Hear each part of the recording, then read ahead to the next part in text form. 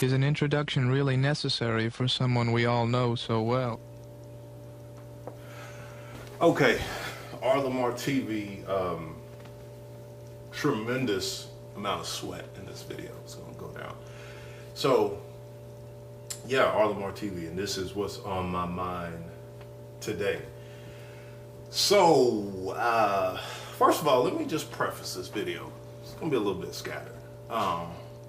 I just got through doing my second workout of the day, and I'm still going to play basketball tonight. The reason why, I'm really mad. I lost a little 4-on-4 league last night. We lost in the championship.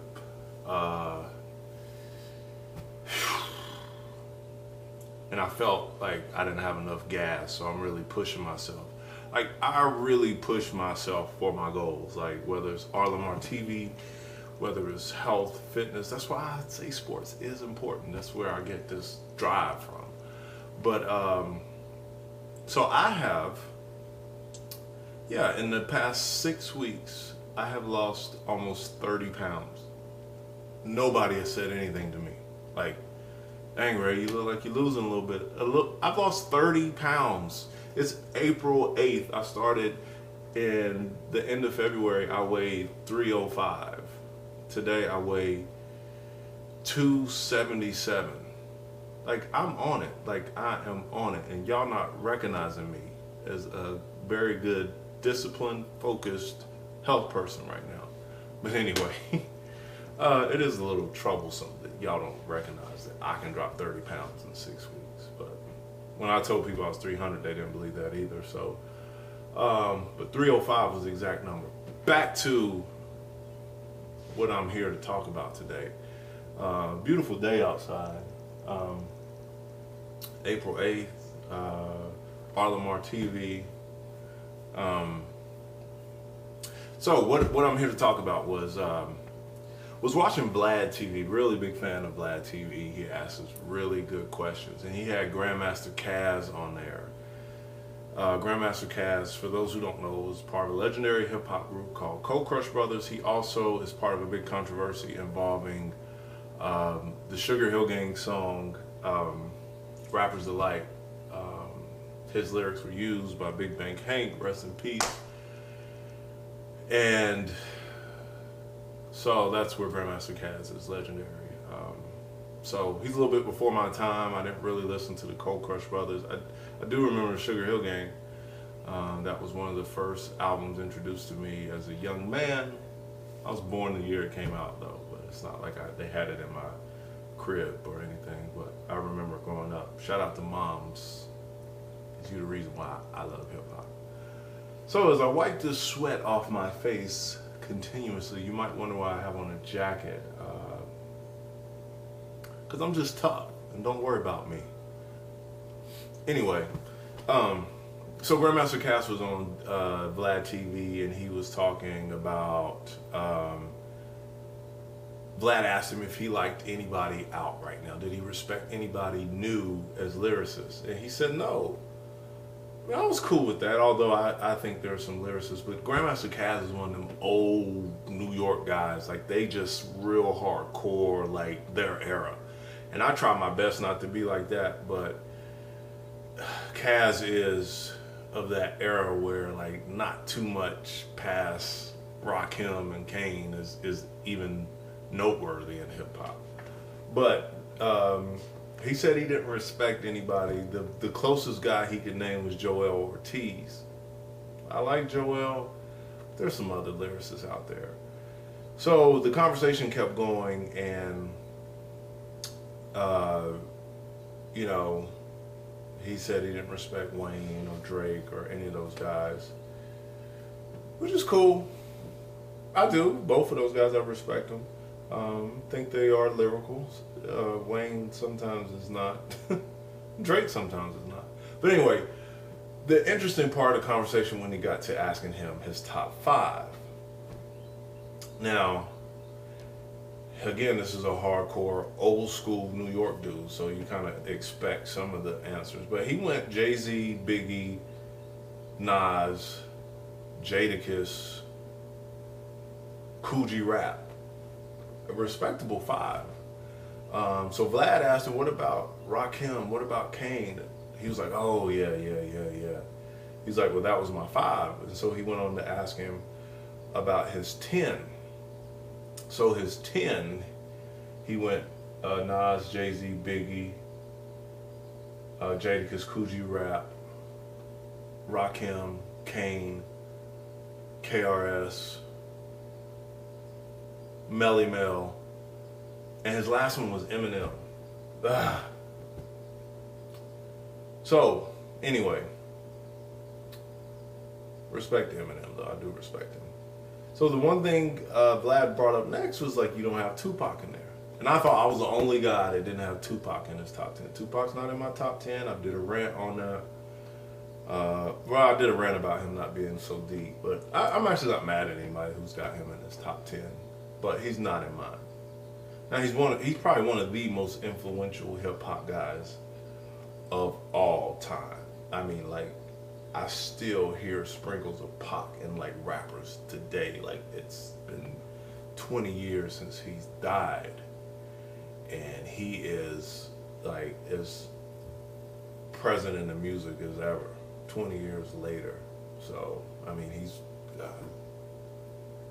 on To Pimp a Butterfly, which is a great album out right now by Kendrick Lamar. But back to the subject. So he named his 10. I wasn't really mad at Kaz's 10, but if you notice, all the guys, again, hardcore, old school New York guy, all the guys were from New York, except for M. And I'm gonna get to M in a minute. Wasn't mad at Kaz's 10. I'm a real big fan. Jay-Z definitely to me is top 5. Nas is top 5. Jadakiss, not so much to me. Sorry, so this could be controversial, but Jadakiss didn't quite ever give me that album. He just didn't. He is dope. He was probably one of the top 5 artists in the late 90s. Like, I didn't think nobody could really mess with him in the late 90s. Early 2000s, really dope. He's still really dope. Got great mixtapes, got great freestyles. But to me, like, to be in that 10 or that 5, like, you gotta have some solid albums. So, sorry, kid, she's not in there with me. I probably wouldn't have Kool G Rap in there, although I'm a big Kool G Rap fan, and I would probably have Kool G Rap in my top 10 over Rakim. Might be controversial. Other controversial thing that I often say, and people may want to come after me and shoot me, is I don't put Biggie in my top 10. And it's really simple why I don't put him in there. He just didn't have a chance to make that mark. Like, he was killed. Like, Pac, on the other hand, had 5, 6 albums, really not sure, but and they're all great albums, as I always point out. Pac's albums are really good. Biggie had Ready to Die, which was great. Ready to Die was great. To me, probably one of my top 10 albums I've ever heard. To me, I like really Ready to Die is a really classic. Life After Death, I like it, but it might be a little bit overrated to me. It's a little bit too jiggy for me. Like, some of them songs, I'm just like, I hate Hypnotize. I hate it. I know that's a club banger a lot of places, but not in my club, which is my house. So forget Hypnotize. So all the New York guys except M was in his top 10. I like M. Not really big on his music though. I think he can rap, but like, to me, he just says a bunch of craziness in really good patterns. But Cass said that M, this was just real interesting coming from a pioneer. He said that M, he pretty much said M was the best out of those 10. I just, to me, like, M don't have a classic album. I've had this discussion with people before, and I just don't think he has a classic album. Marshall Mathers Show, and again, I haven't really thoroughly listened through all those albums, but like, I don't really dig those albums. Like, the production's subpar. He can rap decent. His subject matter I just don't get down with. His hooks are corny a lot of times to me. Lose Yourself is probably my favorite song. A lot of his later music, like especially when he started like teaming up with Just Blaze and stuff, I thought was a lot better. But yeah, I don't get into the popularity, as you can tell. Like, people are popular, and I don't really care. Like, I still break down your music, break down your lyrics. With that said, you know, I still, you know, I'm a big Jay-Z. I still think Drake can spit like, but, you know, it's because my foundation in like Drake is Room for Improvement and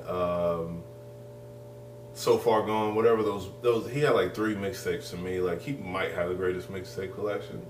People might want to argue that, but like when he was rapping with Fonte and rapping over Dilla beats and all that stuff, like, and he still can rap like to this day. Like, it's not like his skills fell off. His music has a different direction, but he still can rhyme. Like, he's dope. And so I don't, you know, I'm not caught up in the fact that he's like this big star now. But I remember the first time I ever heard him was with Little Brother, one of my favorite groups. So he is grounded in the culture and the groups and the flavor of music that I like, and I can hear it still today. I can still hear, you know, Little Brother's influence, Some Village. You know, he messed with all those groups. So, but anyway, yeah, Grandmaster Caz, I can't roll with you on that Eminem, but I thought you had a very interesting interview on Vlad, and I like Vlad. Hopefully, I can get as many viewers as Vlad one day. But anyway, that's what's on my mind today, man. Tupac's not in my top 10, but neither is Eminem, and neither is Biggie. So, I'm ready for the hate. I'm really ready for the hate. I got a horn in. First horn on R Lamar TV. I'm ready for the hate, but I love him, and I still love him. Bye-bye.